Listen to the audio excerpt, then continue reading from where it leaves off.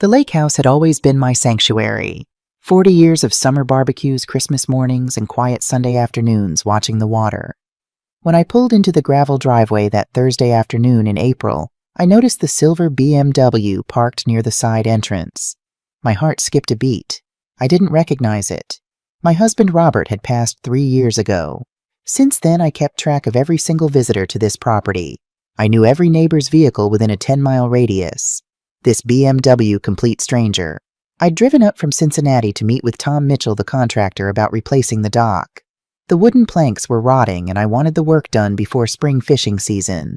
Tom was supposed to meet me at 2 p.m. It was 1:45. I was early. I should have called first. Looking back, maybe that would have changed everything. Or maybe not. I parked my truck behind the BMW and stepped out. The April air was crisp, carrying the smell of pine and thawing earth. Birds were singing somewhere in the trees behind the house. Everything seemed peaceful. Normal. I had no idea my life was about to shatter into 1,000 pieces. As I walked toward the front door, fishing my keys from my purse, I heard something. Laughter. A woman's laughter followed by a deeper voice. Male. The sounds were coming from inside my house. I stopped walking. My hand froze halfway to the doorknob. I stood there on my own front porch, suddenly feeling like an intruder, like I didn't belong here. Then I recognized the laugh. It was a laugh I'd heard hundreds of times over the past 8 years. At family dinners when David told his terrible jokes. At Christmas when the kids opened their presents. At Emma's school play last month when she forgot her lines and made up her own. It was my daughter-in-law, Sandra. My son David and Sandra had been married for 8 years. They had 2 children together, my grandchildren. Emma was 6 with her father's dark hair and her mother's green eyes. Michael was 4, all energy and chocolate-covered smiles. David worked as a software engineer at a company in Columbus. He traveled frequently for work. In fact, I knew for certain he was in Seattle this week for a conference. He'd called me just 2 days ago to tell me about his presentation. So what was Sandra doing at my lake house with a man who wasn't my son? I stood frozen on the walkway trying to process what I was hearing. Maybe I was wrong. Maybe it was the television. Maybe she'd brought the kids up here for some reason, though I couldn't imagine why she'd do that without telling me. This was still my property after all. My hands were shaking as I moved quietly to the side window. What I saw made my stomach drop. Sandra was sitting on my couch, Robert's couch, where he used to read mystery novels on summer evenings, and she wasn't alone. A man I'd never seen before sat next to her. Too close. His arm draped around her shoulders like it belonged there. As I watched, barely breathing, he leaned in and kissed her neck. She tilted her head back and laughed again. That same laugh I'd heard from outside. I felt physically sick. This was the woman my son loved, the mother of my grandchildren, the woman who called me Mom Jessica and hugged me every time we said goodbye. And she was here in Robert's house with another man. For a moment, I couldn't move. I couldn't think. I just stood there watching through the window like some kind of voyeur in my own life. My chest felt tight. My vision blurred at the edges. The man said something I couldn't hear, and Sandra laughed again. She reached up and touched his face with such familiarity, such intimacy. This wasn't their first time together. I knew that immediately, the way you know things in your bones. My phone buzzed in my pocket, making me jump. It was Tom Mitchell letting me know he was running about 15 minutes late. I stared at the text message, my thumb hovering over the reply button. But I couldn't respond. I couldn't do anything except stand there with my whole world crumbling around me. I had a choice to make. I could confront them right now.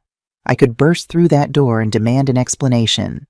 I could scream, yell, throw this man out of my house.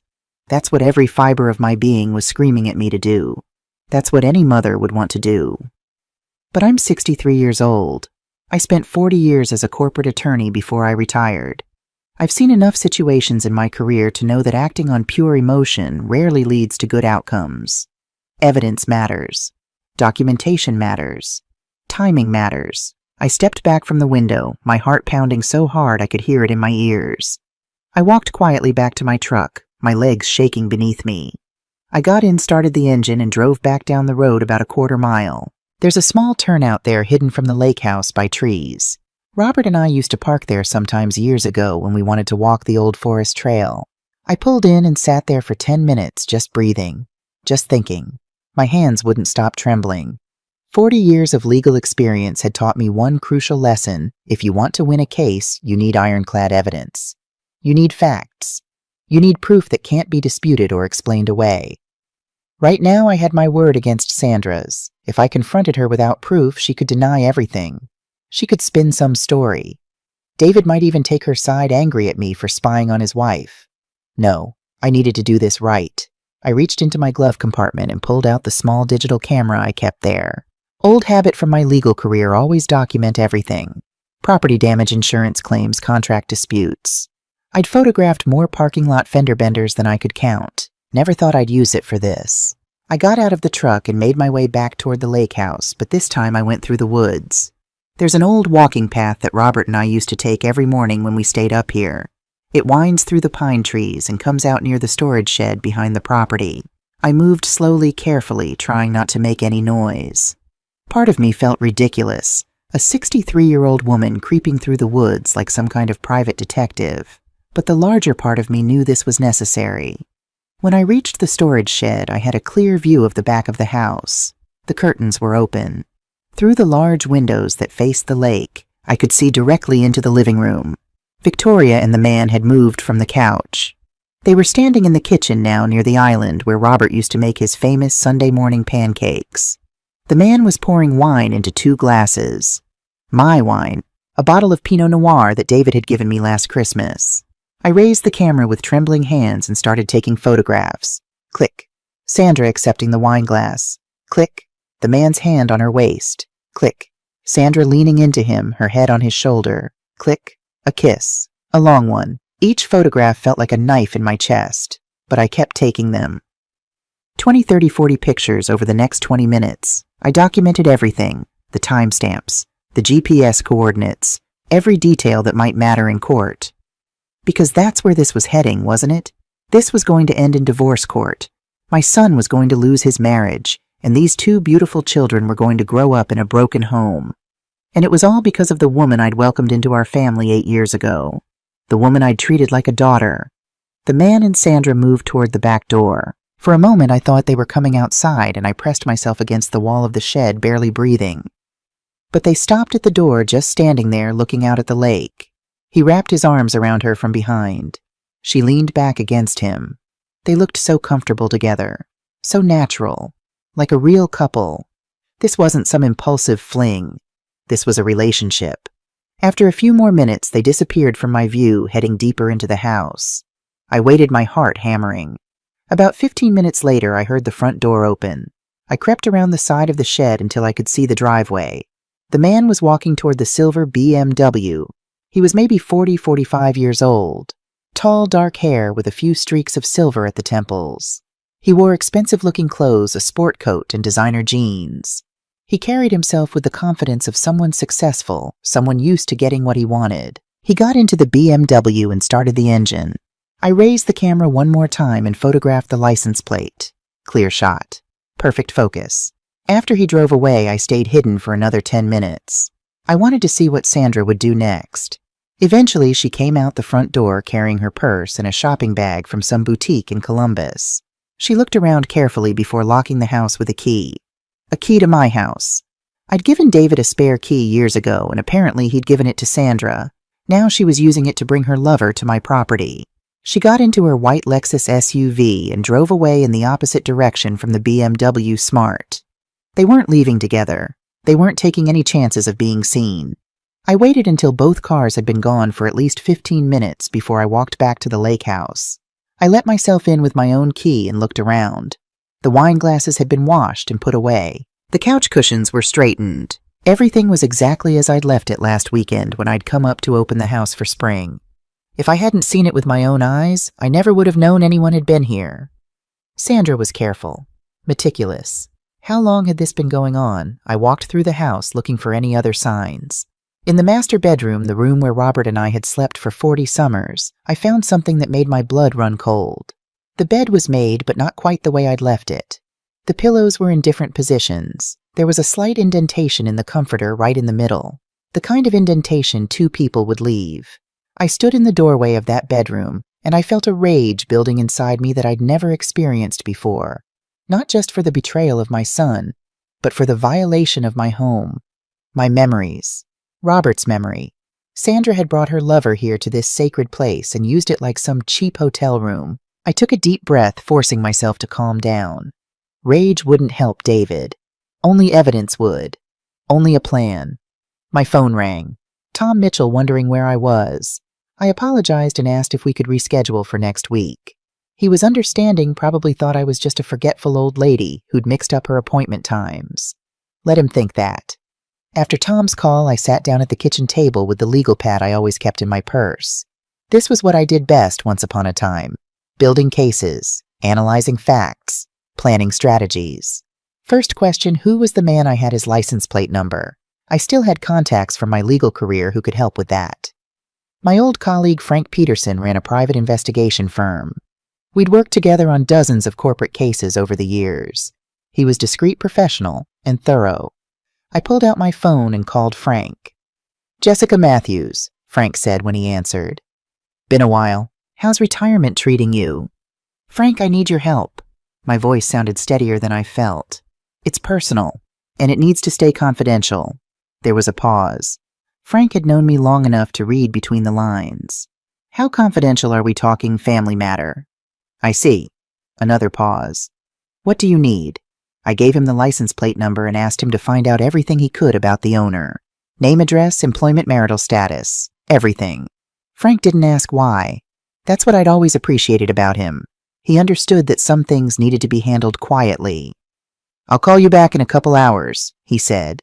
I drove back to Cincinnati in a daze. The 2-hour drive gave me too much time to think. Too much time to replay what I'd seen. Sandra's laugh. The way she'd leaned into that man. The wine glasses, the bedroom. Every time I closed my eyes, I saw it all over again. I thought about David, my beautiful boy who had grown into such a good man. He worked so hard to provide for his family. Every extra hour at the office, every business trip he took was for them, for Sandra and the kids. And this is what she was doing while he was away. By the time I got home, I had a pounding headache. I took 2 aspirin and sat in Robert's old study, surrounded by his law books and the photographs of our life together. David as a baby, David's first day of school, David's college graduation, David's wedding to Sandra. I picked up that last photograph, David and Sandra on their wedding day, both of them glowing with happiness. I'd stood right next to them in that picture, but someone had cropped me out when they had it framed. I'd never really thought about that before. My phone rang at 6:47 p.m. Frank. "The BMW is registered to Bradley Thornton," he said without preamble. "Age 42, home address in Upper Arlington." Upper Arlington, one of the wealthiest suburbs of Columbus. Of course. "He's a financial advisor," Frank continued. "Works at Thornton and Associates. Been with the firm 15 years. And Jessica, he's married. Wife's name is Jennifer. They've been married 14 years, 2 kids. I closed my eyes. The betrayal had layers. "How long do you think this affair has been going on?" "That's going to require more digging. Phone records, credit card statements, that kind of thing. It'll take time and resources." "Money's not an issue." My voice was flat. "My son's future is at stake." "Understood. I'll put my best people on it. Give me a week." A week felt like an eternity. But I knew Frank was right. This needed to be done properly. "There's one more thing," I said. "Can you have someone keep an eye on Sandra? Discreet surveillance. I need to know where she goes, who she meets." "Consider it done." After I hung up, I sat in the growing darkness of Robert's study, thinking, planning. I couldn't tell David yet. Not until I had the full picture. Not until I could present him with evidence so overwhelming that Sandra couldn't talk her way out of it. Because I knew my son. David loved Sandra. He'd want to believe there was some explanation, some misunderstanding. No, I needed to be strategic about this. I needed professional advice. I pulled up my contacts and found Patricia Mendez's number. Patricia was one of the best family law attorneys in Ohio. We'd worked on opposite sides of several corporate cases over the years, and I respected her judgment completely. I called and left a message. "Patricia, it's Jessica Matthews. I need to consult with you on a family law matter. Confidential. Please call me back as soon as you can." She called back 20 minutes later. "Jessica, good to hear from you. What's going on?" I told her everything. The lake house, the photographs, the license plate, Bradley Thornton, all of it. Patricia listened without interrupting. When I finished, she was quiet for a long moment. "This is bad," she finally said. "But it's also an opportunity. If your son wants a divorce, he'll have grounds. More importantly, if there's any financial misconduct involved that gives him significant leverage for custody and property settlement." Financial misconduct.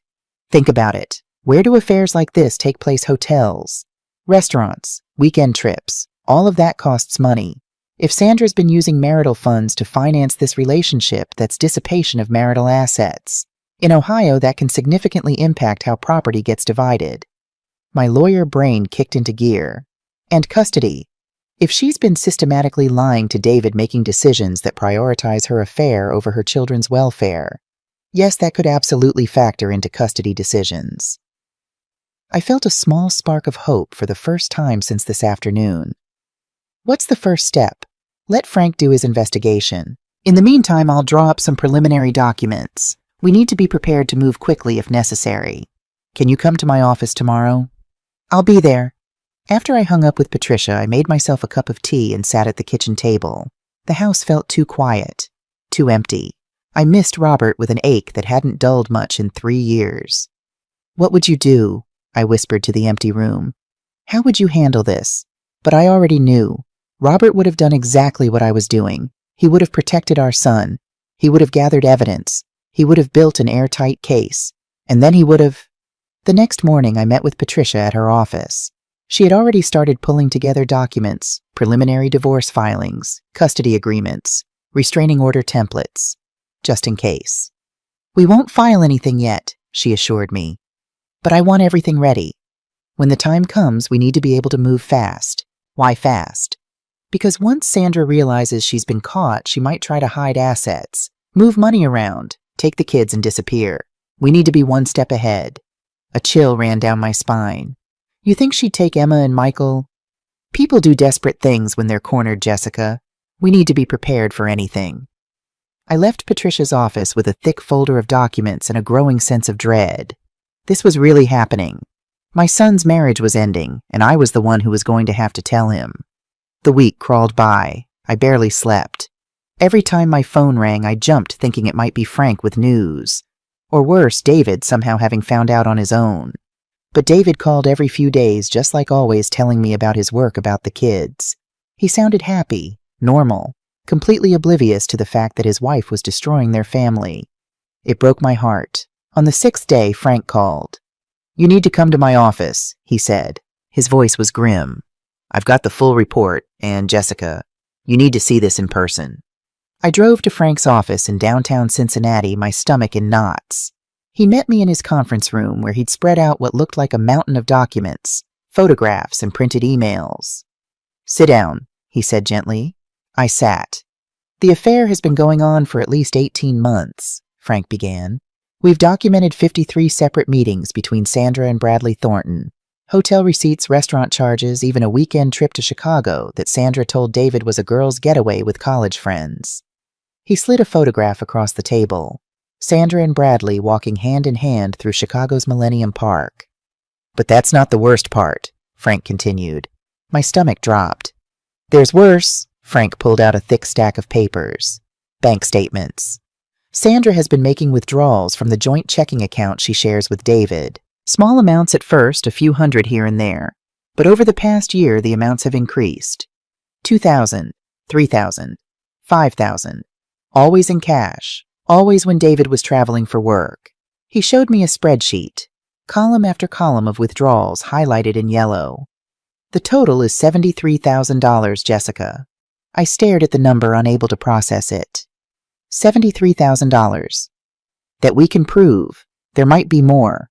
I felt like I'd been punched in the stomach. Where did the money go? That's where it gets interesting. Frank pulled out more documents. We tracked some of it. Sandra has a P.O. box in Columbus that David doesn't know about. She's been receiving statements from a brokerage account also in her name only. She opened it 14 months ago with a $15,000 deposit. She's hiding money. Lots of it. We also found this. He showed me incorporation papers. Sandra formed an LLC in Delaware 6 months ago, Brightside Ventures. She's the sole owner. I leafed through the documents, my hands shaking. This wasn't just an affair. This was premeditated. Sandra had been planning to leave David, and she'd been systematically stealing from him to prepare. There's more, Frank said quietly. How can there be more? He pulled out another file. Bradley Thornton. On the surface, he looked successful. Nice house, good job, stable family. But dig a little deeper and things get interesting. His firm is under investigation by the Securities and Exchange Commission. The SEC. They suspect he's been running a Ponzi scheme with some of his high-net-worth clients. Nothing's been filed yet, but my sources tell me it's coming. Bradley's in serious financial trouble. I stared at Frank, trying to understand. So he's using Sandra, or maybe they're using each other. Hard to say. But here's what we know for certain. Bradley took out a second mortgage on his house 8 months ago. The money disappeared into his business. He's been bleeding cash trying to cover up the fraud. And right around that same time, Sandra started making those larger withdrawals from her account with David. The pieces fell into place. She's been giving Bradley money. We can't prove it directly, but the timing is too coincidental. Sandra withdraws $5,000 in cash. 2 days later, Bradley makes a deposit into his business account for $4,800. It happens over and over. I sat back in my chair, stunned. My daughter-in-law wasn't just betraying my son emotionally. She was stealing from him to fund her lover's criminal enterprise. Does Jennifer Thornton know, I asked, Bradley's wife? About the affair, unknown. About the financial problems? Definitely not. I did some checking. Jennifer's a high school teacher. She thinks they're wealthy. She has no idea her husband is about to be indicted by the federal government. I thought about Jennifer Thornton, this woman I'd never met who was about to have her life destroyed just like David's, just like mine. I want to meet her, I said suddenly. Frank raised an eyebrow. Why? Because she deserves to know the truth, just like David does. And because, I paused, thinking it through, because 2 heads are better than 1. If Jennifer and I work together, we have a better chance of protecting our families. Frank looked skeptical. That's risky. Jennifer might react badly. She might warn Bradley. Or she might be an ally. Either way, I need to try. Frank studied me for a long moment. Then he nodded. I'll get you her contact information. But Jessica, be careful. You're playing with fire here. I gathered up all the documents, the photographs, the bank statements, the incorporation papers, and put them in my briefcase. I've been playing with fire for 40 years, Frank. I know how not to get burned. That night I couldn't sleep. I lay in bed staring at the ceiling thinking about everything Frank had told me. $73,000, 18 months, a LLC in Delaware, a Ponzi scheme. It was so much worse than I'd imagined. I kept thinking about David, about how hard he worked. He'd put in 60-hour weeks for years climbing the corporate ladder, all so he could provide a good life for his family. He'd missed baseball games and dance recitals because he was in meetings. He'd spent his wedding anniversary in San Francisco for a client presentation. All for Sandra. All for the kids. And she'd been stealing from him, using his money to support her lover. Around 3 a.m., I got up and went to Robert's study. I pulled out the photo albums from when David was young. Page after page of memories. David's first birthday covered in cake. David on his first day of kindergarten, gap-toothed and grinning. David at his high school graduation, so proud in his cap and gown. And then the later photos. David and Sandra's engagement party. Their wedding. The day Emma was born. Michael's baptism. Sandra was in all of them, smiling. Playing the perfect wife, the perfect mother, the perfect daughter-in-law. How long had she been lying? I found a photo from 2 Christmases ago. We were all at my house. Robert had been gone about a year. David and Sandra sat on the couch with the kids opening presents. I was in the background pouring coffee. Sandra had given me a cashmere scarf that Christmas. Expensive, beautiful. She'd hugged me and said, "You're the mother I never had, Mom, Jessica. I'm so grateful for you." I'd cried. My own mother had passed away years before, and having Sandra call me Mom had meant everything to me. Now I knew it was all a performance. I put the photo albums away and tried to sleep, but the sun was already coming up. I'd been awake all night. I made coffee and sat at the kitchen table trying to decide what to do next. I had the evidence. I had Patricia ready to file divorce papers. I had Frank continuing to investigate. but I still hadn't told David. How do you tell your son that his wife has been betraying him? That the woman he loves, the mother of his children, has been systematically destroying their life together? My phone rang at 8:07 a.m. Unknown number. Mrs. Matthews. A woman's voice tentative. Yes, this is Angela Torres. I work for Frank Peterson. He asked me to conduct surveillance on Sandra Matthews. My heart started pounding. Yes. I thought you should know. This morning at 6:30, Sandra dropped the children at her mother's house. Then she drove to the lake house. Your lake house. I gripped the phone tighter. Is she still there? Yes, ma'am. And Bradley Thornton's BMW just pulled into the driveway. Of course she'd brought him back there. Thank you, Angela. Please continue monitoring and document everything. Will do, ma'am. After I hung up, I sat there shaking with rage. Sandra was at my lake house right now. With him. In the home Robert and I had built together. I wanted to drive up there. I wanted to confront them both. I wanted to scream at Sandra to ask her how she could do this to David, to the kids, to me. But I forced myself to stay calm. Forced myself to think like a lawyer instead of a mother. There would be time for confrontation later. Right now, I needed more evidence. I called Frank. Can Angela get photos? Already on it. She's got a telephoto lens. She'll document everything. Good. I spent the rest of the day trying to distract myself. I cleaned the house. I did laundry. I paid bills. Normal everyday tasks that felt surreal given what was happening. At 3 p.m., my phone rang. It was Emma.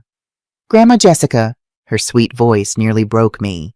Can you come to my dance recital on Saturday? Please, I'm going to be a butterfly. I swallowed hard, fighting back tears. Of course, sweetheart. I wouldn't miss it for the world. Mommy says you're probably too busy. Mommy's wrong. Grandma's never too busy for you. Yay, I love you, Grandma Jessica. I love you too, baby girl. After I hung up, I let the tears fall. Those children, Emma and Michael, they were going to be caught in the middle of this nightmare. They were going to watch their family fall apart. And there wasn't a damn thing I could do to protect them from that pain. Frank called back that evening with Angela's surveillance photos. He emailed them to me and I opened them on my laptop. More photos of Sandra and Bradley. At the lake house, in the bedroom, on the deck. But there was something else. Something Angela had captured that made my blood run cold. A photo of Sandra at the lake house taken from a distance. She was standing in Robert's old workshop behind the house, the one he'd used for his woodworking projects. The door was open and I could see what she was doing. She was opening the safe. Robert had installed a floor safe in the workshop years ago. We kept important documents there, deeds, titles, insurance policies. I hadn't been in there since he died. I couldn't bear to. But Sandra knew about it, and she was opening it. I called Angela immediately. How did she know the combination? I don't know, ma'am, but she went right to it. Didn't even hesitate. Did you see what she took? She pulled out a large envelope, put it in her purse. Then she closed the safe and left. I thanked Angela and hung up. Then I sat there, my mind racing. David had the combination to that safe. I'd given it to him years ago in case anything happened to Robert and me. David must have shared it with Sandra. But what had she taken? I grabbed my keys and drove to the lake house. I didn't care if they might still be there. I didn't care about being careful anymore. I needed to know what was in that envelope. The drive to the lake house usually took 2 hours. I made it in 90 minutes. When I pulled into the driveway, both Sandra's car and Bradley's BMW were gone. The house was empty. I went straight to the workshop. The door was unlocked. Sandra hadn't even bothered to secure it. The safe was exactly as Robert had left it 3 years ago. I entered the combination with shaking fingers. The door swung open. Most of the contents were still there. Property deeds, insurance policies, Robert's will. But one thing was missing. The envelope containing the stock certificates for Robert's company. Robert had been an architect. Before he retired, he'd built up a small but successful firm. When he sold it 15 years ago, part of the sale agreement was that he'd retain a 20% ownership stake. Every quarter we received dividend checks. Those stock certificates were worth approximately $400,000, and Sandra had just stolen them. I sat back on my heels, stunned. This was so much bigger than I'd thought. Sandra wasn't just having an affair. She wasn't just stealing cash from their bank account. She was systematically looting every asset she could get her hands on. and she was doing it right under David's nose. I pulled out my phone and called Patricia. "We need to move, now." Patricia met me at her office at 10 p.m. that night. She'd called in 2 associates, and they worked through the night preparing documents. "We're filing for an emergency restraining order first thing Monday morning," Patricia explained. "We'll freeze all joint accounts, all joint assets. We'll ask the court to order Sandra to return the stock certificates. Will the judge grant it? With this evidence, absolutely. We've got photographs, bank records, witness testimony. We've got her dead to rights." "But I still haven't told David." Patricia looked at me seriously.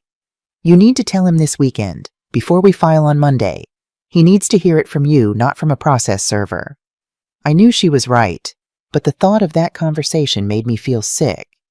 "How do I do it?" I asked. "How do I tell my son that his wife has been lying to him for 18 months, that she's stolen hundreds of thousands of dollars, that she's having an affair with a man who's about to be indicted for fraud?" "You tell him the truth," Patricia said simply. "You show him the evidence, and you let him make his own decisions. What if he doesn't believe me? What if he thinks I'm lying? Then he'll verify it himself, and he'll come to the same conclusion. But Jessica, in my experience, people know. Deep down, they know when something's wrong. David might be shocked, but I doubt he'll be completely surprised." I drove home in the early hours of Saturday morning, exhausted but wired on adrenaline. I had less than 48 hours before I had to tell David everything. Saturday afternoon, I went to Emma's dance recital. She was adorable in her butterfly costume, fluttering around the stage. Sandra was there, of course, playing the devoted mother. She hugged me when I arrived. "Mom, Jessica, I'm so glad you could make it. Emma was so worried you wouldn't come." I wanted to push her away. I wanted to scream at her. Instead, I smiled and hugged her back. I wouldn't miss it for the world. We sat together during the performance. Sandra chatted about Emma's dance lessons, about Michael's upcoming T-ball season, about the vacation they were planning for summer. All lies, all performance. After the recital, David showed up. He'd cut his trip short to make it home in time. He hugged Emma, told her she was the most beautiful butterfly he'd ever seen. He kissed Sandra. He put his arm around me. My perfect family, built on lies. "Mom, you want to get dinner with us?" David asked. "The kids want pizza." I almost said yes. I almost pretended everything was fine for one more night. But then I looked at Sandra, at the way she smiled at me with such false warmth, and I couldn't do it. "Actually, David, I need to talk to you. Tomorrow. It's important." He looked concerned. "Is everything okay? Are you sick?" "I'm fine, but we need to talk. Just you and me. Can you come by the house around 10? "Sure, Mom. Of course." That night I barely slept again. I kept rehearsing what I would say, how I would show him the evidence, how I would watch my son's heart break. Sunday morning arrived too quickly. David arrived at exactly 10 a.m. He was wearing jeans and a polo shirt, casual and relaxed. He had no idea his life was about to change forever. "Hey, Mom, what's going on? You sounded pretty serious yesterday." I led him into Robert's study. I'd laid out everything on the desk.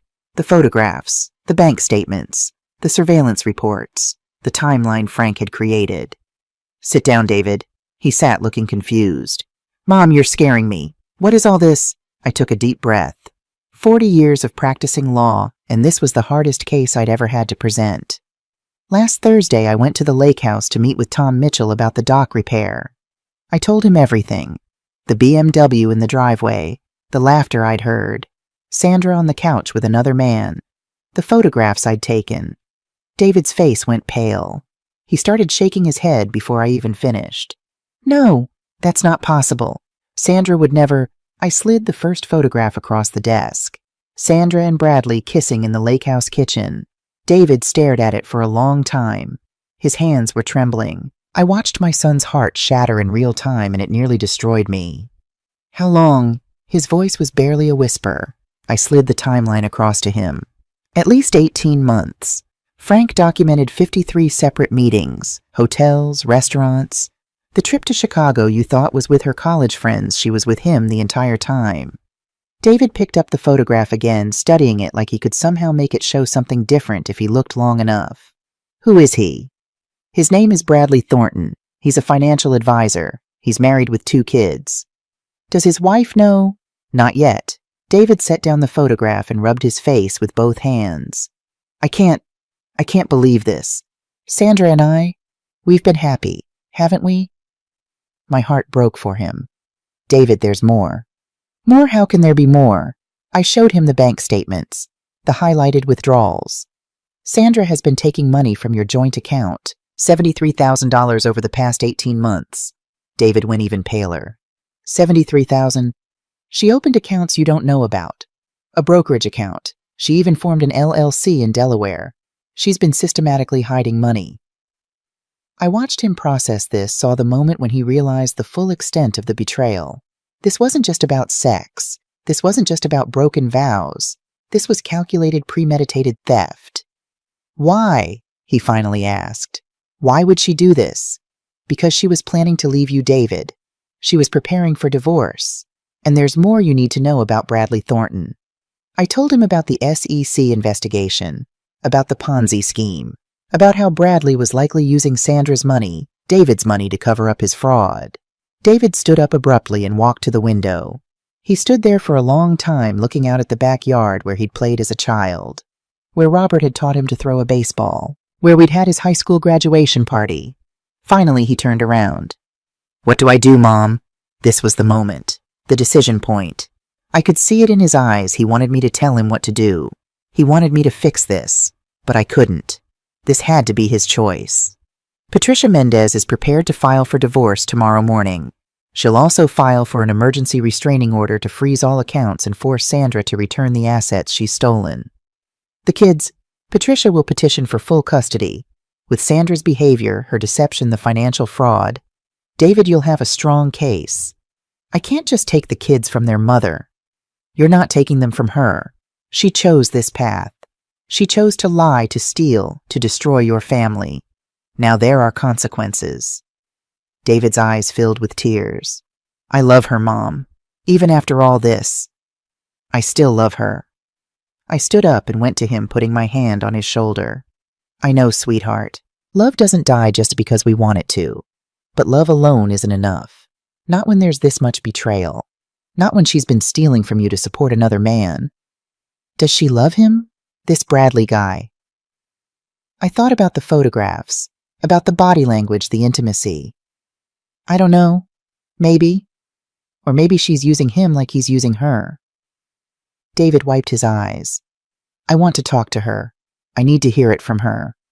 Not yet. We need to secure the assets first. If you confront her now, she might drain the accounts. She might take the kids and run. Run where? I showed him the incorporation papers for the LLC. She's been planning this for months, David. We don't know what else she has in place. We need to be smart about this. David nodded slowly. He looked older somehow, like he'd aged 10 years in the past hour. Okay, I trust you, Mom. What's the next step? Tomorrow morning, Patricia files the paperwork. The court will issue a temporary restraining order freezing all assets. Then and only then we tell Sandra that we know. And the kids, where will they be? With you. We'll have the police present when we confront Sandra just in case. The restraining order will give you temporary custody until the hearing. David sat back down heavily. This is really happening. My marriage is over. I'm so sorry, David. He looked up at me with red-rimmed eyes. Did you know before last Thursday? No, I swear to you I had no idea. How did you stay so calm? How did you put all this together without falling apart?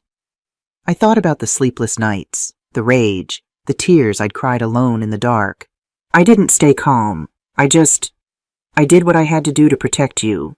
That's what mothers do. David stood up and hugged me. He held on tight like he was a little boy again, and I could make everything better, but I couldn't make this better. I could only help him survive it.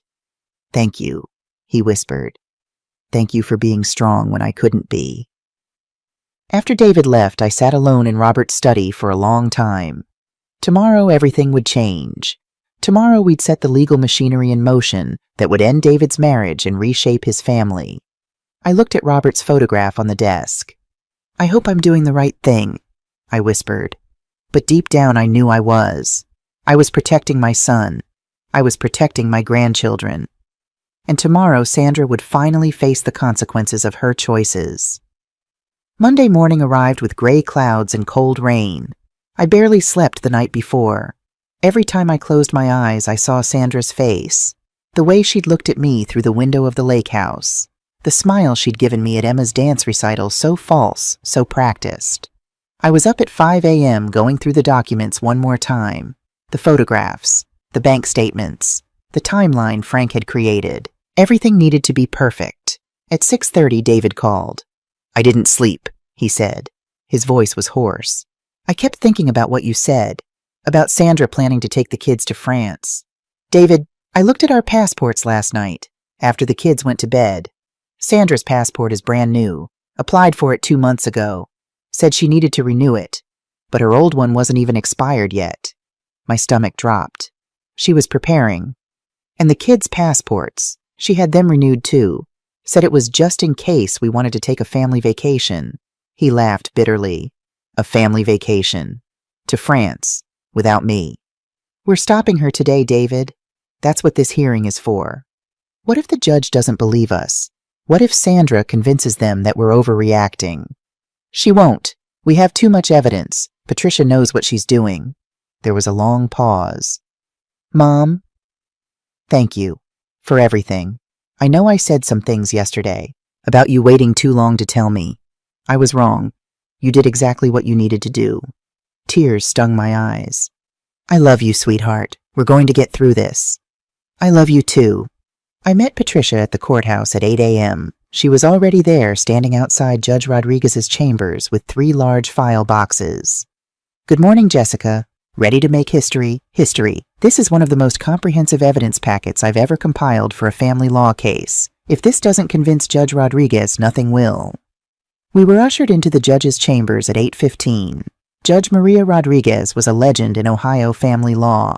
55 years old, steel gray hair pulled back in a severe bun, sharp eyes that missed absolutely nothing. I'd appeared before her twice during my career, once representing a corporation in a shareholder dispute, once defending a client in a contract case. She'd ruled against me both times. She was brilliant, uncompromising, and had zero tolerance for lies. Perfect. "Ms. Mendez, Mrs. Matthews." Judge Rodriguez nodded to us as we sat. "I've reviewed your emergency motion. It's quite extensive. Your Honor, this case involves systematic dissipation of marital assets, fraud, adultery, and attempted parental kidnapping," Patricia said. "We felt it necessary to be thorough." Thorough is an understatement. The judge tapped the thick folder on her desk. "You're alleging that Mrs. Sandra Matthews has stolen over $200,000 from her husband, conducted an 18-month affair, formed a secret LLC, and was planning to flee the country with the minor children. That's serious." "We can prove every allegation, Your Honor." "Show me." For the next 45 minutes, Patricia walked Judge Rodriguez through everything. She started with the photographs from the lake house, time-stamped GPS, tagged unmistakable. Sandra and Bradley Thornton kissing, embracing, clearly intimate. "Who took these photographs?" the judge asked. "I did, Your Honor," I said. "I witnessed the affair at my property. I'm a retired attorney. I understand the importance of documentation." Judge Rodriguez studied me. "You're David Matthews' mother." "Yes, Your Honor." "And this is your lake house where the affair was photographed." "Yes, Your Honor. My late husband Robert and I bought it 40 years ago. Sandra has a key because my son gave her one. She used my property to conduct her affair." The judge's expression didn't change, but I saw something flicker in her eyes. Disapproval. Patricia continued. She showed the bank statements next. Page after page of withdrawals. Small at first, 300 here, 500 there. Then larger. 2,000. 5,000. All in cash. All when David was traveling for work. "We've documented $73,000 in cash withdrawals over 18 months, Patricia said. "But that's just the beginning." She pulled out the brokerage account statements, the LLC incorporation papers, the P.O. Box rental agreement. Mrs. Sandra Matthews opened a brokerage account in her name only 14 months ago. Initial deposit, $15,000. Source of funds, the joint checking account she shares with her husband. She also formed a Delaware LLC called Brightside Ventures. Sole owner. Purpose Investment Consulting. Reality, a shell company to hide assets. Judge Rodriguez was taking notes, and Mr. Matthews knew nothing about these accounts. Nothing, Your Honor. My son had no idea his wife was systematically looting their assets. Where did the money go? The judge asked. Patricia pulled out more documents. Some went into the brokerage account, some into the LLC, but a significant amount, we estimate over $80,000, was given to Bradley Thornton. The man in the photographs. Yes, Your Honor. Bradley Thornton is a financial advisor at Thornton & Associates. He's also under investigation by the Securities and Exchange Commission for running a Ponzi scheme with his client's money. The judge looked up sharply. SEC investigation. Active and ongoing. We have documentation. Patricia slid over another folder. Bradley Thornton has been using Mrs. Matthews using David Matthews' money to cover up his fraud. He took out a second mortgage on his home 8 months ago. The money disappeared into his business, and right around that same time, Sandra's withdrawals increased dramatically. Judge Rodriguez studied the documents in silence. The only sound was the ticking of the clock on her wall and the rain against the windows. Finally, she spoke. You mentioned attempted kidnapping. Yes, Your Honor. Patricia pulled out the final bombshell. 3 one-way tickets to Paris, purchased by Sandra Matthews 6 weeks ago. Departure date May 1st, 3 weeks from now. She laid out printed copies of the ticket confirmations. Sandra Matthews, Emma Matthews, Michael Matthews. No ticket for David Matthews, the judge observed. No, Your Honor. Sandra was planning to take the children and flee to France. She has dual citizenship through her grandmother. She could disappear into the French system, and U.S. custody orders would be extremely difficult to enforce. Judge Rodriguez leaned back in her chair. She was quiet for a long moment, studying all the evidence spread across her desk. This is one of the most egregious cases of asset dissipation and parental planning I've seen in 20 years on the bench, she said finally. Miss Mendez, what are you asking for? Emergency freeze on all joint accounts, Your Honor. Immediate temporary custody to the father with supervised visitation only for the mother. And we're asking the court to order Mrs. Matthews to return certain items she's stolen. What items? I spoke up. Stock certificates, Your Honor. My late husband Robert owned 20% of an architectural firm. When he passed, those stocks became part of his estate. They're worth approximately $400,000. Sandra stole them from a secure safe at the lake house. You have proof. Video surveillance, Your Honor, Patricia said. We installed a camera after we suspected Sandra had access to the safe. We have footage of her opening it and removing an envelope containing the certificates. Judge Rodriguez nodded slowly. I'm going to grant your emergency motion. All joint accounts frozen as of this moment. Temporary custody to David Matthews. Sandra Matthews is ordered to return the stock certificates within 72 hours or face contempt charges. She looked at me directly. Mrs. Matthews, the senior. Mrs. Matthews, you understand this is just the beginning. There will be a full hearing. Sandra's attorney will have a chance to present her defense. I understand, Your Honor.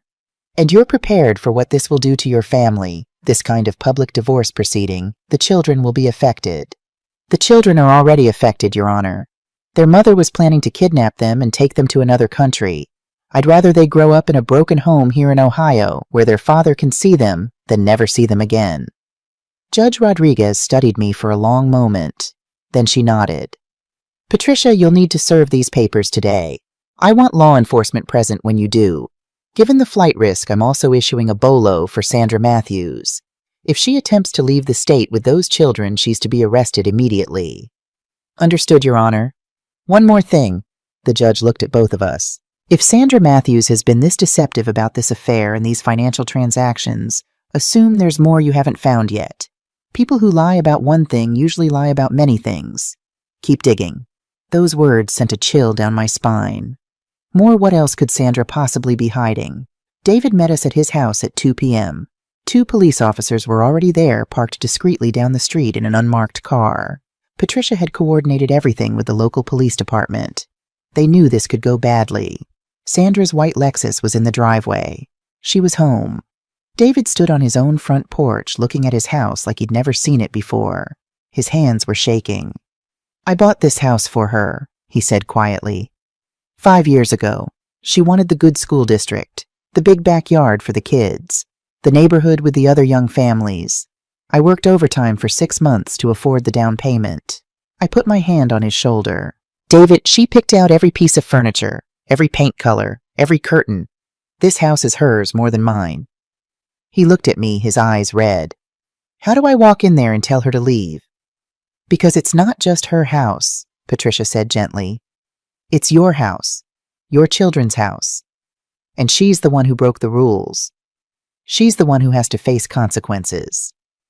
David nodded, but he didn't move. "I'll go first," I said. "If you want?" "No." He straightened his shoulders. "No, I need to do this." He used his key to unlock the door. We walked in together, David, Patricia, me, and the 2 police officers who'd come up behind us. Sandra was in the kitchen, her back to us, loading the dishwasher. She was humming something, a song from Emma's dance recital. "Sandra," David Saz said. She turned around and her face lit up when she saw him. "David, you're home early. I wasn't expecting you until—" Then she saw Patricia and me, the police officers behind us.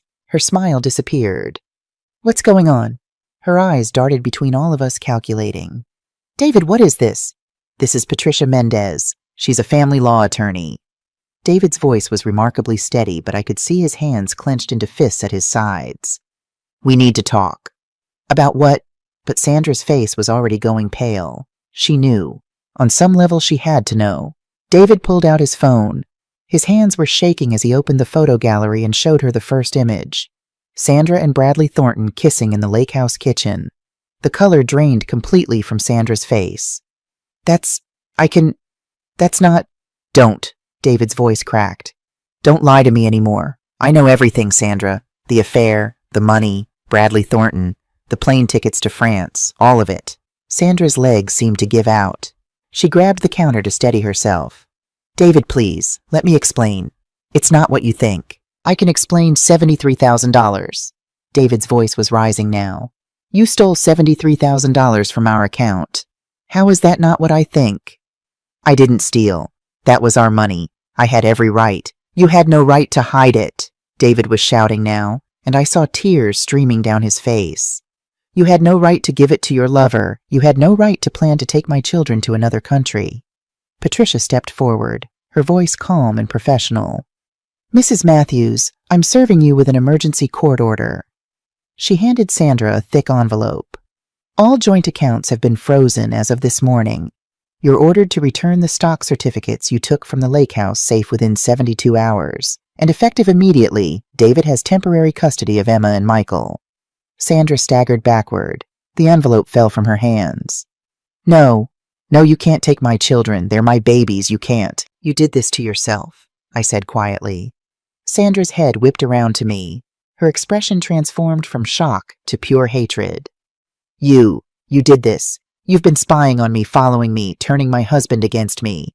I saw you with another man in my house," I said, keeping my voice level even though my heart was pounding. "I didn't turn David against you. You did that all by yourself when you decided to betray him." "Betray him?" Sandra was screaming now. "You want to talk about betrayal? What about him? What about all the times he chose work over me, all the business trips, all the late nights, all the times I needed him, and he wasn't there?" "That's not fair," David said. His voice was quiet now, wounded. "I was providing for us. I was trying to build a future. I didn't need a future. I needed a husband. I needed someone who was actually present." Sandra was crying hard now, mascara running down her face. "Do you even remember the miscarriage, David? Do you remember what that was like for me?" David's face went white. "Of course I remember. That was the worst day of... You weren't even there. You were in Boston. I called you crying, bleeding, terrified, and you told me you'd come home the next day. The next day I lost our baby alone. David alone." "That's not true." David's voice broke. "I flew home that same day I canceled my presentation. I was with you. I held you all night while you cried." "No!" Sandra shook her head violently.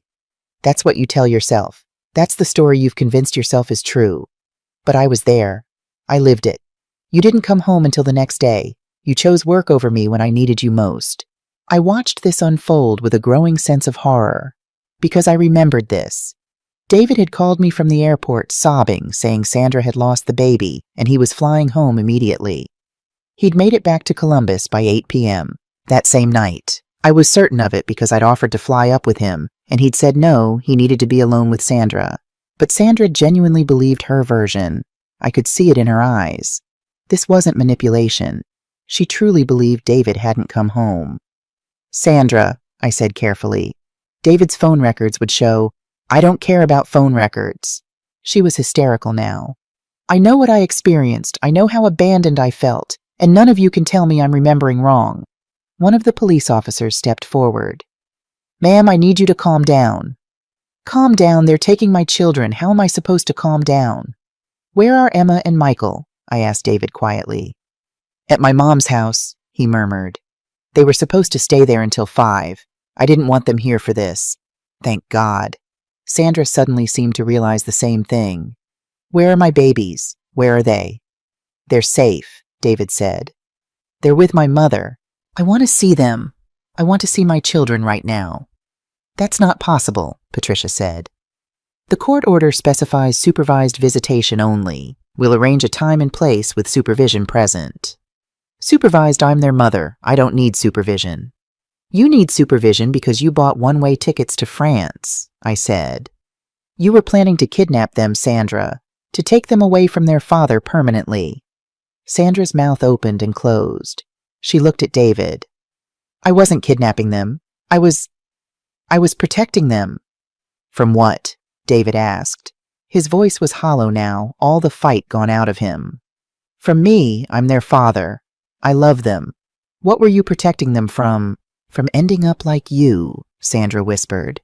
Emotionally unavailable, married to your work, unable to connect. I didn't want them to grow up thinking that's what love looks like. The words hung in the air. David just stared at her. You think that's who I am? I know that's who you are, because that's who your mother made you. Sandra looked at me with such venom. She taught you that success is everything, that career matters more than family, that being present is less important than being successful. That's not true, I said, but my voice wavered. Because wasn't there some truth in it? Hadn't I worked 60-hour weeks when David was young? Hadn't I missed some school plays and parent-teacher conferences? Hadn't Robert been the one to handle most of the day-to-day parenting? Isn't it? Sandra laughed bitterly. David told me about his childhood, about how you were never home, about how his dad was the one who came to his baseball games, about how you missed his 8th grade graduation because of a trial. I had missed that. A major contract dispute that had gone to court. I thought David understood. I thought he'd forgiven me. Mom? David was looking at me. I'm sorry, I whispered. I'm sorry I wasn't there more. But David, that doesn't excuse what Sandra's done. That doesn't make her affair okay. That doesn't make the stealing okay. No, David agreed. It doesn't. He turned back to Sandra.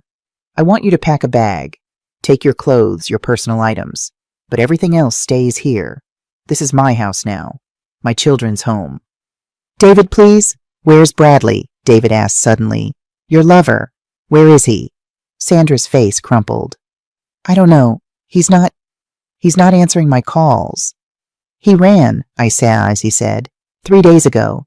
The FBI is looking for him. He's in Mexico City trying to avoid extradition. Sandra looked at me like I'd slapped her. That's not... Bradley wouldn't... He would, and he did, I said. He used you, Sandra, for your money, for sex, for whatever else he needed. And the moment things got difficult, he ran. You're lying. I'm not. And on some level, you know I'm not. Sandra sank down onto the kitchen floor, her back against the cabinet, sobbing. I've lost everything. Everything. You chose this, David said. His voice was hard now. Every step of the way you chose this. The affair, the lying, the stealing, the planning to run away. Those were your choices, Sandra. Not mine. Not my mother's. Yours. Patricia gestured to the police officers. Can you escort Mrs. Matthews upstairs to pack her belongings? Make sure she only takes personal items. One of the officers, a woman in her 30s, helped Sandra to her feet. Come on, ma'am. Let's get you packed up. As Sandra was led upstairs, she looked back at David one last time. Do you love me at all? After everything, do you still love me? David's face was wet with tears. I don't know who you are anymore. The woman I loved wouldn't have done any of this. Sandra's face crawled. After Sandra left, escorted by the police with one suitcase of clothes and nothing else. David, Patricia, and I stood in the silent house. David walked to the couch and sat down heavily. He put his face in his hands. I still love her, he said, his voice muffled. How fucked up is that, after everything she did? After all the lying and stealing and betrayal? I still love her. I sat down next to him. Love doesn't die just because we want it to. It should. She stole from me. She was going to take my kids. She's been lying to me for over a year. I should hate her. Maybe someday you will, or maybe you won't. Either way is okay. Patricia was walking through the house doing what she called a preliminary asset inventory, making sure Sandra hadn't taken anything she wasn't supposed to. I could hear her opening closets, checking drawers. "David," she called from upstairs, "you should come see this." We went up to the master bedroom. Patricia was standing in Sandra's closet holding a shoebox. This was hidden behind her sweaters on the top shelf. Inside were papers. Lots of papers. Bank statements for accounts I'd never heard of. Credit card bills in Sandra's name only. And most damning printed emails between Sandra and Bradley. She kept hard copies, Patricia said. People who keep hard copies of incriminating emails are either incredibly stupid or incredibly arrogant. We sat on the bedroom floor and read through them. With each email, my heart sank lower. From Sandra Matthews to Bradley Thornton. Date March 15th, 2025. Subject Re Our Future. I transferred another $5,000 today. David's in Boston until Friday, so he won't notice for a while. I hate lying to him. He's been so stressed at work, but you said this is temporary. You promised that once you get through this rough patch with the SEC, we can be together openly. I'm tired of sneaking around. I'm tired of pretending to be happy in a marriage that died 2 years ago. When are you going to tell Jennifer? You keep saying soon, but it's been 6 months of soon. I love you. But I need to know this is real, that we're really going to be together. From Bradley Thornton to Sandra Matthews, date March 16th, 2025. Subject Re Our Future Baby. I know you're frustrated. I am too.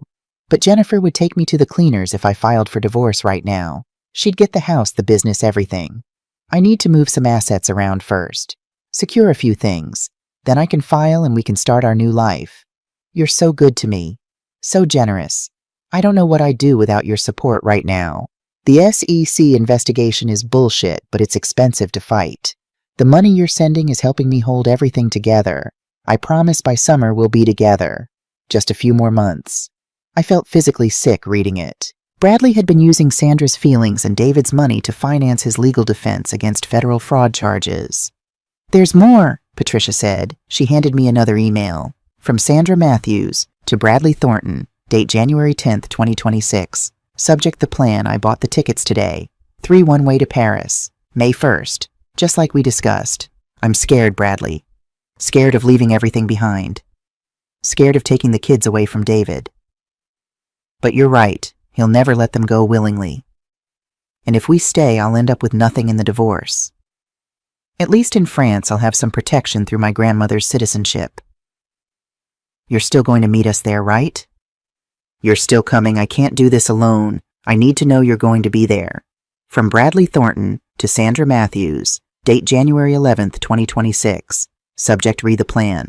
Of course I'm coming, baby. I'll be there. I just need to wrap up a few things here first. Liquidate some assets. Get my cash out of the country.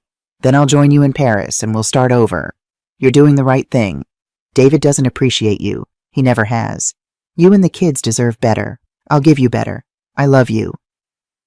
He was never planning to meet her in France, Patricia said quietly. This whole time he was planning his own escape. Sandra was just a convenient distraction, someone to take the fall if his financial schemes unraveled. David hadn't said a word. He was just sitting there reading through the emails, his face getting paler with each one. May 1st, he finally said. That's 3 weeks from now. She was going to, if we hadn't found out, 3 weeks from now I would have come home and they'd just be gone. We found out, I said. That's what matters. We stopped her. But I wouldn't have known where they went. She would have just disappeared with my kids. And I'd have spent the rest of my life wondering if they were okay, if they remembered me, if they... He broke off, unable to continue. Patricia gathered up all the emails.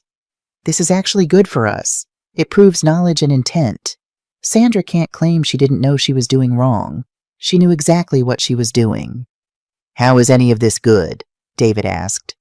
Because in court intent matters. These emails show Sandra systematically planning to defraud you and abscond with the children. That's not a momentary lapse in judgment. That's premeditated criminal activity. Patricia pulled out her phone and started photographing every document, every email, creating a digital record of everything. I kept reading. There were dozens more emails. Some were Sandra complaining about David, about how much he worked, how emotionally distant he was, how their marriage had died years ago. Some were Bradley love-bombing her, telling her she was beautiful, special, deserving of so much more. And some were financial. Sandra asking for advice on moving money without David noticing. Bradley suggesting she open accounts in her name only. Bradley explaining how to form an LLC. He'd groomed her, not just emotionally, but financially. He'd taught her how to steal from her own husband. There's something else, Patricia said. She was holding a different document. Sandra's been seeing a therapist, Dr. Wilson. There are appointment cards here going back 8 months. She never told me she was in therapy, David said. Did she seem depressed? Anxious? David thought about it. She's been distant, quieter than usual, but I thought it was just stress from the kids. Emma's had some issues at school. Michael's in that difficult phase. You thought it was normal life stress. Yeah, Patricia made a note. We should subpoena Dr. Wilson's records. If Sandra's been diagnosed with anything, depression, anxiety, personality disorder, it could be relevant for the custody evaluation. Is that even legal? I asked. Doctor-patient privilege. In custody cases, mental health records can be subpoenaed if the court deems them relevant to the child's best interest. Sandra made her mental health relevant by claiming David abandoned her emotionally. We spent another hour going through the rest of the house. Patricia wanted a complete inventory before we left. In Sandra's nightstand, we found more evidence, credit card statements showing charges at hotels I recognized from Frank's investigation, restaurant receipts, even a receipt from a jewelry store. She bought him jewelry, David said, holding up the receipt. With my credit card, a Rolex, $15,000. Where's the watch? Patricia asked. Bradley has it, I said. Probably on his wrist right now in Mexico City. David crumpled the receipt in his fist. I want her prosecuted. Criminally prosecuted. Not just divorce court. I want her charged with theft. That's your right, Patricia said. I can connect you with a prosecutor who handles financial crimes. Do it. I put my hand on David's shoulder. Are you sure that's a step that can't be undone? Sandra could go to prison. She stole from me. She was going to steal my children. She deserves prison. I couldn't argue with that. That night, after David had picked up Emma and Michael from his mother's house and taken them back to my place, I sat alone in Sandra and David's house. Patricia had left hours ago. The police had finished their report. It was just me in this empty house that had been full of so many lies. I walked through the rooms looking at the life David and Sandra had built. Photos on the walls of family vacations that I now knew Sandra had resented. Children's artwork on the refrigerator. Emma's backpack by the door. Michael's toy trucks scattered across the living room floor. This had been a home, a family, and now it was a crime scene. My phone buzzed. Frank Peterson.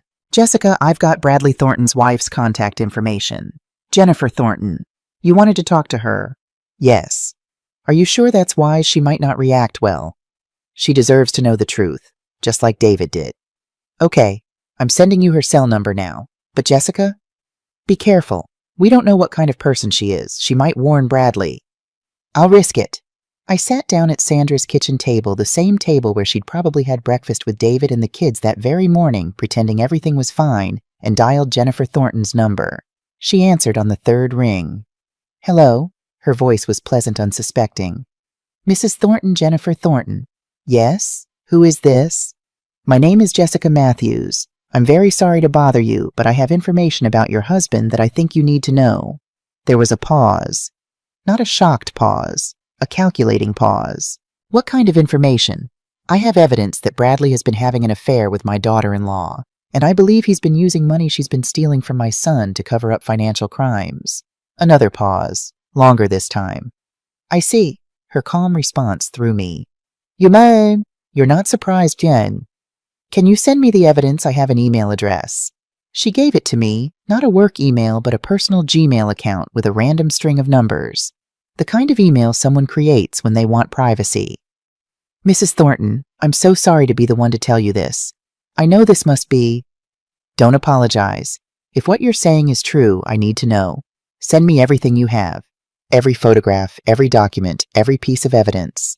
I'll review it and call you back within 2 hours. She hung up. I sat there surprised by her reaction. No tears, no denial, just businesslike efficiency. I forwarded her everything, the photographs from the lake house, the emails between Sandra and Bradley, the bank statements showing the money transfers, Frank's investigation report. Everything except the parts that were David's private business. Exactly 1 hour and 43 minutes later, my phone rang. Mrs. Matthews. This is Jennifer Thornton. We need to meet. Tomorrow morning. Are you available? Yes, of course. There's a coffee shop called the Brew House. It's halfway between Cincinnati and Upper Arlington. Meet me there at 9 a.m. I'll be there. Mrs. Matthews. Thank you for telling me the truth. Most people wouldn't have the courage. Most people aren't retired attorneys who've spent 40 years dealing with liars. Jennifer laughed. It was a cold sound. I think you and I are going to get along just fine. The Brew House was one of those trendy coffee shops with exposed brick walls and baristas who looked like they were auditioning for indie rock bands. I arrived 15 minutes early and ordered a latte I didn't really want. Jennifer Thornton walked in at exactly 9 a.m. She was younger than I expected, maybe 40, with auburn hair pulled back in a neat ponytail. She wore jeans and a sweater, but somehow managed to look polished. Professional. She spotted me immediately and walked over. Mrs. Matthews. Jessica. Please. Jennifer. We shook hands. Her grip was firm, confident. Thank you for meeting me. She had her own folder. Thick, organized, tabbed. She set it on the table between us. I've suspected for 6 months that Bradley was having an affair, she said without preamble. I hired my own investigator 3 months ago. She opened her folder and showed me photographs. Bradley and Sandra at restaurants, entering hotels, walking hand in hand through downtown Columbus. The same scenes Frank had documented, but from different angles, different dates. You knew? I was stunned. I knew he was cheating. I didn't know it was with your daughter-in-law specifically. I didn't know about the money. She pulled out more documents. But I knew about the SEC investigation. You did. Jennifer smiled tightly. Bradley thinks I'm just a simple high school English teacher. Sweet, naive, focused on my students and bake sales. He has no idea I have an MBA in finance from Cornell. An MBA. I worked in investment banking before we had kids. Mergers and acquisitions. 14-hour days, insane pressure clients who thought they owned you. When I got pregnant with our first, I decided I wanted a different life. I wanted to be present for my children. So I got my teaching certificate and started over. But you kept the financial skills. I kept everything, including my network of contacts in the financial world. She pulled out spreadsheets, bank records, business documents. I've been reviewing our finances for the past year. Bradley's been moving money in strange patterns, expenses that didn't make sense, transfers between accounts. I started digging deeper. The spreadsheets were incredibly detailed. She'd tracked every penny, every transaction, every anomaly. Bradley's been running a Ponzi scheme for at least 3 years, Jennifer said. Her voice was matter-of-fact, like she was discussing the weather. He's been using new client investments to pay returns to old clients. Classic structure. And it's all going to collapse soon. The SEC is close to filing charges. How do you know? Because I've been talking to them, cooperating with their investigation, for 2 months now. I stared at her. You've been cooperating with the FBI. SEC first, then FBI, once they realized the scope of the fraud. I've given them everything. Bank records, client lists, email correspondence. Bradley's been keeping his criminal records on our home computer. The idiot didn't even password protect the files. Does he know you know? About the Ponzi scheme? No. About the affair, I haven't confronted him yet. She took a sip of her coffee. I've been waiting for the right moment. For maximum leverage. And Mrs. Matthews, Jessica, I think you just gave me that moment. What do you want from all this? I asked. Jennifer's eyes went hard. I want Bradley to face consequences for what he's done. The fraud, the affairs, yes, plural, your daughter-in-law isn't the first all of it. I want him prosecuted to the fullest extent of the law. I want full custody of our children with zero visitation. And I want to make sure your daughter-in-law understands that she was never anything more than a convenient ATM for my husband." There was steel in her voice. This wasn't a woman who would be pushed around. "I can help with that," I said. "I have evidence that proves Bradley has been manipulating Sandra, using her feelings to get money. I have emails where he promises her they'll be together, then turns around and talks about managing her." "Good. Because I have evidence that proves Sandra knew exactly what she was doing. She's not an innocent victim here, Jessica. She stole from your son knowingly and deliberately." I nodded. "I know. I've seen the emails, but I also think Sandra's more damaged than evil. I think she convinced herself of a narrative that justified her actions. That doesn't make her less culpable. It just makes her pathetic." Agreed. We spent the next 2 hours comparing notes, sharing evidence, building a strategy. Jennifer was brilliant. Her financial analysis was even more thorough than Frank's or Michael Romano's. She'd tracked every penny Bradley had stolen from his clients, every dollar Sandra had given him, every lie he'd told to both women. "The total is closer to 300,000, Jennifer said. "Not 200. There are other accounts you haven't found yet." My stomach dropped. 300,000. Bradley opened accounts in the Cayman Islands, used shell companies. Very sophisticated setup. But I found them. I've been in this business, remember I know how men like Bradley hide money. How do we prove it all? We coordinate. You file your divorce papers, freeze David's assets to prevent further theft. I do the same with Bradley. Then we both cooperate with the SEC and FBI. Bradley goes to prison for a very long time. Sandra loses everything in the divorce, and our children, yours and mine, get to grow up away from these toxic people. It was harsh, but it was also exactly what needed to happen. "There's one more thing," Jennifer said quietly. She pulled out another set of documents. "I need to tell you something. Something illegal I've done." Jennifer: "No, you need to know, because if this comes out in court, it could affect both our cases." She took a deep breath. "Over the past 6 months, I've been systematically transferring all of our marital assets into my name only. The house, the cars, our savings accounts, our children's college funds, everything. How Bradley would have to sign, I forged his signature on all the transfer documents." I stared at her. "That's fraud." "I know, but I have immunity. The FBI knows what I did. They've agreed not to prosecute in exchange for my testimony against Bradley. They helped me create a paper trail that makes it look like Bradley transferred everything himself to hide assets from the SEC. That's brilliant illegal both." Jennifer smiled grimly. "I learned from the best. My father was a white-collar defense attorney. Before he died, he taught me how the system really works, how to protect yourself, how to make sure that when the ship goes down, you're not on it. You've been planning this for 6 months. Longer. I've been preparing for this moment since I first suspected Bradley was a fraud. I just didn't know when or how it would happen." She looked at me intently. "Thank you for giving me the perfect opportunity, Jessica. What do you need from me?" "Coordination. When you file against Sandra, I file against Bradley. Same day. We blindside them both. Neither of them will have time to warn the other. Neither of them will have time to hide more assets or run. When tomorrow, Tuesday morning, Patricia can file David's divorce papers. My attorney will file mine. By noon tomorrow, both Bradley and Sandra will be served. Bradley's in Mexico City. I know. The FBI is coordinating with Mexican authorities. They'll arrest him tomorrow morning right around the time he's being served with divorce papers. It's going to be a very bad day for Bradley Thornton." I should have felt satisfaction. Instead, I just felt tired. This is going to destroy 2 families. These families were already destroyed. We're just cleaning up the mess. Jennifer closed her folder. "Jessica, I know this is hard. I know you probably wish you'd never found out about the affair, that you could go back to believing your son had a happy marriage. I don't wish that. I wish Sandra had been the person we thought she was, but she wasn't. And my grandchildren deserve better than a mother who was planning to kidnap them." "Exactly." Jennifer stood up. "I'll be in touch tomorrow after we file. In the meantime, keep your son close. Keep those kids close.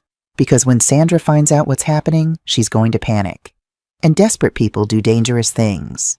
As I watched Jennifer walk out of the coffee shop, I realized something. Sandra and Bradley had picked the wrong families to betray. Jennifer and I weren't victims. We were survivors, and we were about to teach them both a very expensive lesson. Tuesday morning, 6:47 a.m. My phone rang while I was making coffee. Frank Peterson. Jessica, Sandra just tried to withdraw $5,000 from an ATM. Transaction denied. She knows the accounts are frozen. My hand tightened on the phone. Where is she now? Going into the bank. Wait. She's coming back out. She looks upset. She's getting in her car. Stay on her, Frank. Already am. Angela's tailing her. 20 minutes later, my phone rang again. Unknown number. I answered. You bitch! Sandra's voice was shrill, hysterical. Hello, Sandra. What did you do? You froze my accounts. That's my money. Actually, it's David's money. Money you've been stealing. I didn't steal anything that was joint property. I had every right. You had no right to hide it in secret accounts. No right to give it to your lover. And you certainly had no right to plan to flee the country with my grandchildren. Silence. Then, how did you... You've been spying on me. I've been protecting my son and Emma and Michael. They're my children. She was screaming now. Are they? Because the plane tickets you bought say otherwise? 3 seats to Paris. No return date. You were going to kidnap them, Sandra. I heard her breathing rapid and panicked. It's not kidnapping if they're my kids. It is when you're violating custody arrangements. The police know, Sandra. If you try to leave Ohio with those children, you'll be arrested. You can't do this. You can't take my babies from me. I didn't take them. You lost them when you decided your affair was more important than your family. Sandra's voice turned venomous. Where's Bradley? I need to talk to Bradley. He'll help me. Bradley's being arrested right now, in Mexico City. The FBI has him. He's going to prison for 20 years. You're lying. I'm not. Jennifer Thornton called me. She's been cooperating with the FBI for months. Bradley's Ponzi scheme is over, and so is your affair. Sandra made a choking sound. Jennifer knows everything. About the affair. About the money. She's the one who gave the FBI the evidence to arrest Bradley. She played him, Sandra, just like he played you. No, that's not. Bradley loves me. He said he lied, just like you lied to David, and now you both have to face the consequences. Sandra hung up on me. I immediately called Frank back. She's going to run. I know. Angela's still on her. Sandra just pulled into a gas station. She's filling up the tank. She's preparing for a long drive. Where are the kids? Still at your house with David. They're safe. Thank God. But 30 minutes later, everything went wrong. David called me, his voice pure panic. Mom, Sandra's here. She just pulled up to the house. What? That's impossible. She's supposed to be. She's here. She's banging on the door. She's screaming that she wants her kids. My blood ran cold. Don't open the door. Call 911. Now. She's crying, Mom. She's saying she just wants to hug them goodbye. David, no, it's a trick. Don't. I heard it in the background. The sound of the door opening. Emma's voice, bright and innocent. Mommy? No, I shouted into the phone. David, don't let her. The line went dead. I was already in my car, already driving. I called 911 while speeding toward my house. This is Jessica Matthews. My daughter-in-law is violating a restraining order. She's at my address attempting to take my grandchildren. Send police immediately. I gave them my address, my hands shaking so badly I could barely hold the phone. Then I called Frank. Sandra's at my house. She's with David and the kids. Tracking her now. Yeah, she's at your address. Police are on the way. ETA 3 minutes. That's too long. She could be gone by then. Jessica, you're still 15 minutes out. There's nothing you can do except trust David. But I knew my son. David was kind, soft-hearted. If Sandra begged him, if she cried and said she just wanted to say goodbye to the kids, he might give her 5 minutes. And 5 minutes was all she needed. I was still 10 minutes from my house when Frank called back. Jessica, Sandra just left your address. She has the kids in her car. What? Police are in pursuit. She's heading west on I-74. I listened to Frank's play-by-play, my heart pounding so hard I thought it would burst. She's driving erratically, running red lights. Police are trying to set up a roadblock at the Coleraine exit. Don't lose her, Frank. Air unit has visual. 2 juveniles visible in the back seat. Emma and Michael, my babies, in a car with their unstable mother driving like a maniac. Ground unit setting up roadblock. Sandra's taking the exit now. Then I heard it through Frank's phone. The squeal of tires. A loud crash. Screaming. Vehicle collision at the roadblock. Suspect vehicle has stopped. Officers approaching. Kids appear uninjured. Suspect is she's running on foot. More shouting. More chaos. Suspect in custody. Repeat. Suspect in custody. I pulled over on the side of the highway, my whole body shaking. The kids. Safe. Shaken up but not hurt. David's on his way to the scene now. I sat in my car and cried. Not tears of relief. Tears of rage. Sandra had almost gotten away with it. She'd almost taken Emma and Michael and disappeared forever. I met David at the police station. He was holding Emma and Michael so tight I wasn't sure he'd ever let them go. Emma was crying. Mommy said we were going on an adventure, but then she was crying and the car went boom and I was scared. Michael's face was buried in David's shoulder. He wasn't talking. It's okay, David kept saying. It's okay. You're safe now. I knelt down to Emma's level. Sweetheart, Mommy made a very bad choice. She's going to have to go away for a while. Is Mommy going to jail? Emma asked. David and I looked at each other. Yes, David said quietly. Mommy is going to jail. Emma started crying harder. But who's going to take care of her? And that question broke my heart. Because even after everything, Emma still loved her mother. A police officer approached us. Mr. Matthews, your wife is being charged with attempted kidnapping, child endangerment, fleeing from police, and violation of a restraining order. She'll be arraigned tomorrow morning. David nodded numbly. There's something else, the officer said. She's asking to see the children. She wants to say goodbye. Absolutely not, I said immediately, but Emma looked up. I want to see Mommy. Emma, that's not a good idea right now, David said, but she's sad. I heard her crying. Emma's little face was so earnest. Please, Daddy, just for a minute. David looked at me helplessly. 1 minute, I said. Supervised, through glass, no physical contact. The officer led us to a visitation room. Sandra sat on the other side of bulletproof glass wearing an orange jumpsuit. Her eyes were red and swollen. When she saw Emma and Michael, she started crying again. Emma pressed her hand against the glass. Mommy, don't cry. Sandra put her hand on the other side, matching Emma's. I'm so sorry, baby. I'm so sorry. Why did you drive so fast? You scared me. I know. I was scared too. I made a bad choice. Sandra looked at David. I made a lot of bad choices. Michael finally looked up from David's shoulder. Mommy, are you coming home? Sandra shook her head. No, sweetie. Mommy has to stay here for a while. How long? Sandra's face crumpled. She looked at David. How long? A long time, David said quietly. The officer touched my shoulder. Time's up. As we led the kids away, Emma looked back. I love you, Mommy. I love you too, baby girl. I love you both so much. Sandra's sobs followed us down the hallway. Monday morning, the custody hearing. Judge Rodriguez's courtroom was packed. David and I sat on one side with Patricia. Sandra sat on the other with a public defender. She couldn't afford Daniel Harper anymore. Sandra looked terrible. 5 days in jail had taken its toll. No makeup. Hair pulled back in a messy ponytail. The orange jumpsuit made her look small and vulnerable. All rise, the bailiff called. Judge Rodriguez entered and took her seat. She looked at Sandra with an expression I couldn't read.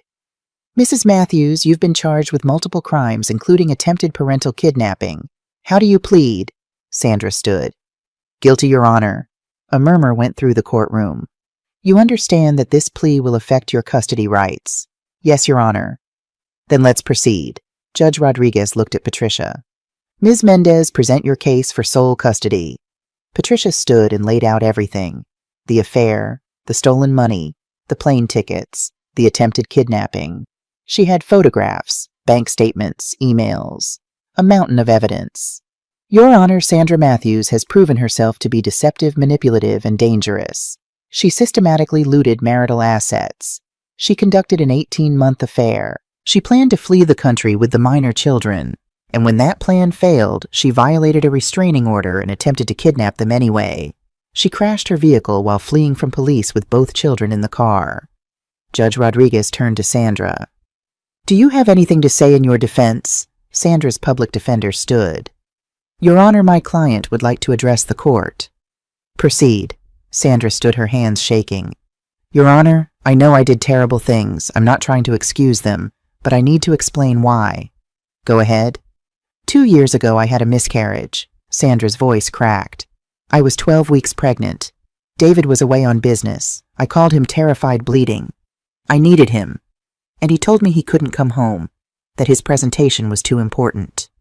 That's not true. David stood up. I flew home that same day. Order. Judge Rodriguez slammed her gavel. Mr. Matthews, sit down.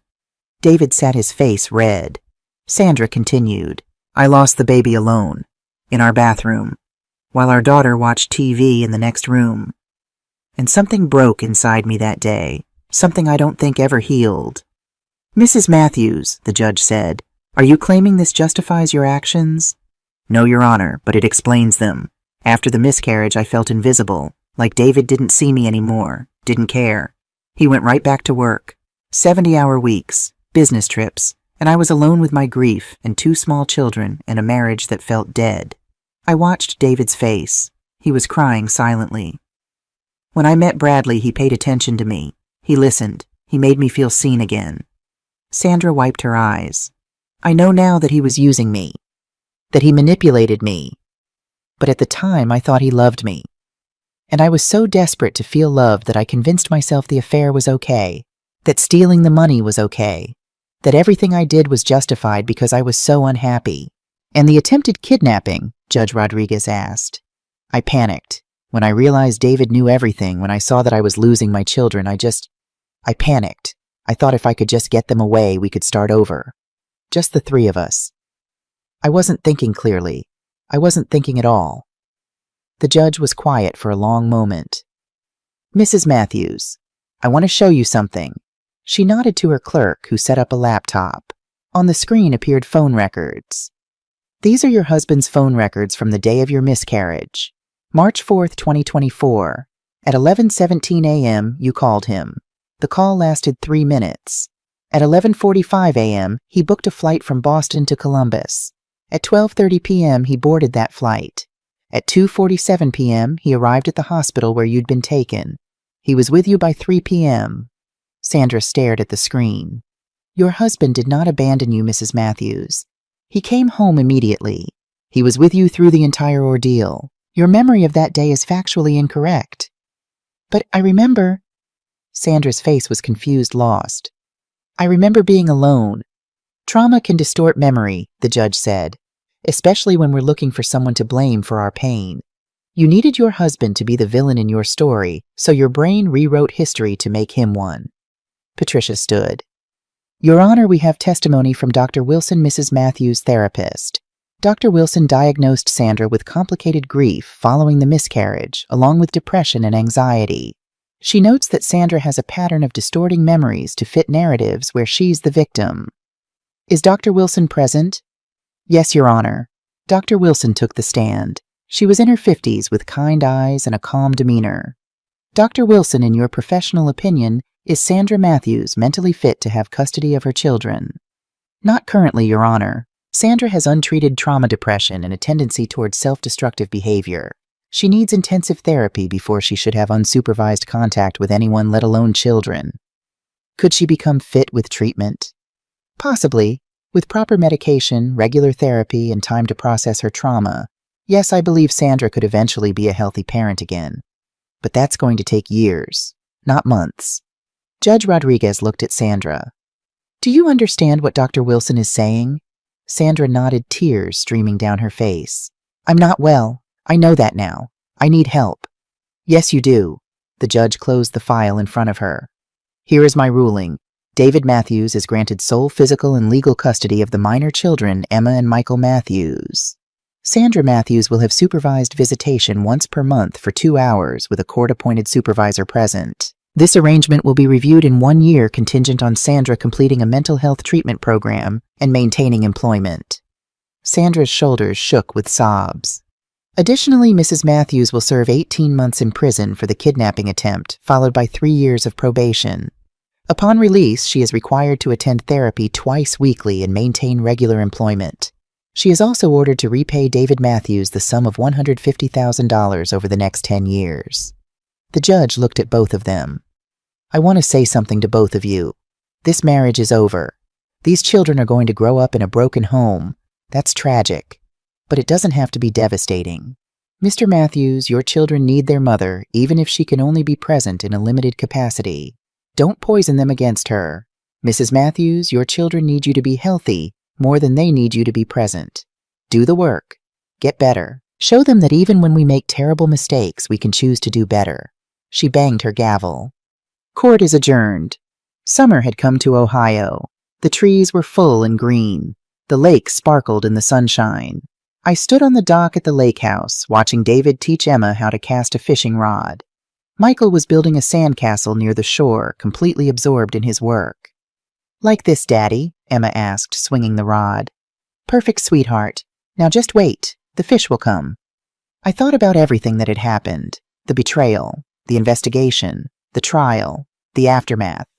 Bradley Thornton had been extradited from Mexico. He was awaiting trial on federal fraud charges. Jennifer had gotten everything the house full custody of their children a fresh start. She'd sent me a Christmas card last month with a photo of her kids. They looked happy. Sandra was in prison. David took the kids to see her once a month as ordered by the court. Emma always came back quiet and sad. Michael didn't really understand where Mommy had gone or why, but they were healing. Slowly, with therapy and love and the stability of David and me providing a safe home. Grandma, Michael ran up to me. Look what I made. It was a sandcastle complete with a moat and a tower. That's beautiful, sweetheart. It's for Mommy, so she has a castle when she comes home. My heart broke a little. That's very thoughtful of you. David walked over, putting his arm around my shoulders. Thanks, Mom, for everything. I don't think I ever properly thanked you. You don't need to thank me. That's what mothers do. Still, you saved us. You saved the kids.